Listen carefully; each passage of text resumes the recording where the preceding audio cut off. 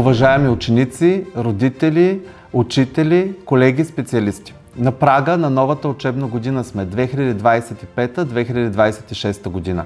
Тази година ще предложи пред всички нас много предизвикателства и вярвам, че заедно ще се справим с тях.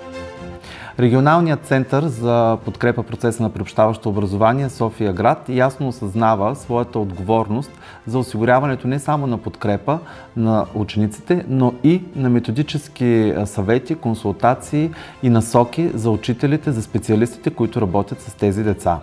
В тази връзка няколко са важните акцента, които ще реализираме през настоящата учебна година. А именно, на първо място ще организираме мащабна кампания за обучение на екипите за подкрепа за личностно развитие, за провеждане на функционална оценка на специалните образователни потребности. Ще насочим вниманието си към това подкрепата да бъде диференцирана на различни нива спрямо индивидуалните потребности на всяко едно дете или ученик. Също планираме през настоящата учебна година да организираме и насоки за работа с ранен скрининг при деца в предучилищна възраст. Вярваме, че ранният скрининг е в основата на това да преодоляваме трудностите в следващите години пред децата. Очаквам през тази учебна година множество обучения, събития, които да са насочени към популяризиране не само на приобщаващото образование, а въобще на подкрепата към различието в класните стаи.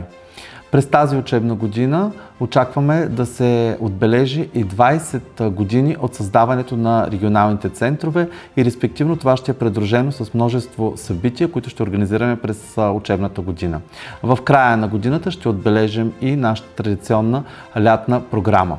Бих искал специално да се обърна към всички ресурсни учители, които работят на територията на град София и на прилежащите населени места, че през настоящата година, независимо от това дали те работят в регионален център, в училища, в детска градина, ние ще организираме за тях срещи, които ще опитаме да създадем една истинска професионална общност, която вярвам, че имаме нужда от нея и всъщност тя ще бъде в подкрепа на всички деца, ученици и най-вече на специалистите, които работят за тях и за тяхните потребности.